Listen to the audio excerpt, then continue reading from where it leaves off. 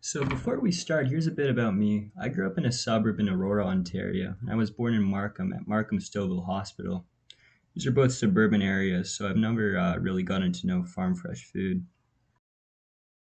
My grandparents on my mom's side are Irish immigrants. My grandma Philomena is from Dublin, and my grandpa Sean is from Bray. They're not the best at cooks, so I don't really have any fond memories of either of their cooking. I remember my grandma would cook my sister and I pasta, cooked to the consistency of mashed potatoes, cooked with jarred tomato sauce and nothing else except for a salad consisting of solely iceberg lettuce and Thousand Island dressing garnishing the pasta. Warm lettuce, you know? My grandpa would make us sandwiches with only tomato and butter as an after school snack. And my mom, who didn't really know what a spice rack was until her mid 20s, has told me stories of how my grandma has cooked chicken from raw in the microwave. Irish excellence. And so, I never really developed an emotional connection to food like many have. To me, food was fuel, and I'd eat it whether I liked it or not. This presentation is not really about my family, it's about me, my relationship with food. In my place of employment in high school, the Big M, Mickey D's, Golden Arches, etc., you know it. Specifically this one in Aurora. A classic job for a high schooler to have, but one that I found myself absolutely dreading by the time I left. I dreaded this job more than the warm iceberg lettuce that I would find so often on the spaghetti at my grandparents' house. For McDonald's, money motivates. There's no concern whether I dreaded the job or not, though. Money was money.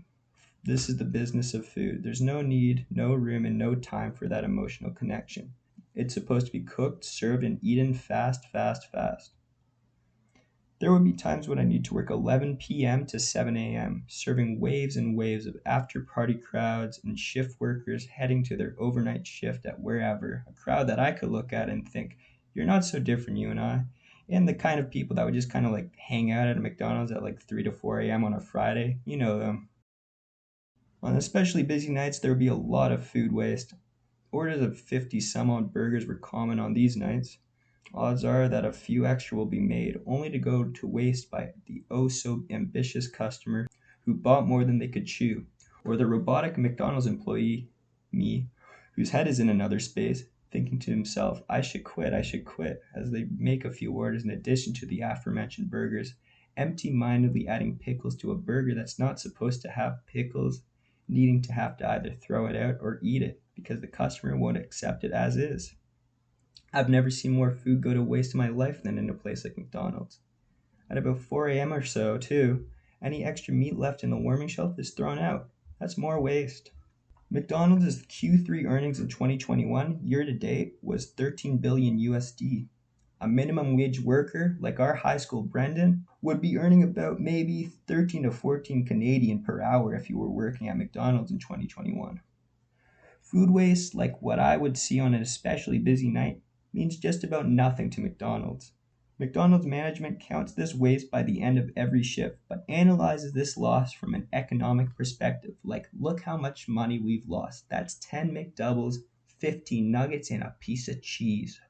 As if an economic loss like that could really hurt a corporation as large as McDonald's so much. Not to mention the carbon emissions that McDonald's produces. Their beef alone produces about 29% of their carbon emissions. Yet the company has yet to implement a plant-based burger onto their menu permanently. Burger King, A&W, KFC, and more have vegetarian and vegan items prominently featured on their menus. Items apart from fries and apple pies, I mean. Plant-based patties made with Beyond, Impossible, and Light Life quote-unquote meat, which are all pretty good and from what I understand are selling well, yet McDonald's remains on top. Now, I wouldn't classify myself as a vegetarian at all, like, I'll eat anything put in front of me. But my sister is vegan, my father's vegetarian, and my mother's pescatarian. I tend to eat vegetarian often because I find it that much cheaper, and whenever I'm back home, I have to, I mean. And it's true that eating vegetarian is better for the environment.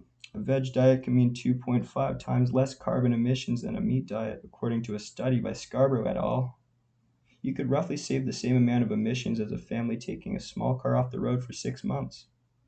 But I still enjoy eating meat. I know some of you listening have this ethical dilemma too. It's all about moderation. There's no need to eat meat at every meal every day for the rest of our lives. Buy some chickpeas, beans, or lentils. Get creative with the things you cook, but please keep the lettuce off your spaghetti, okay?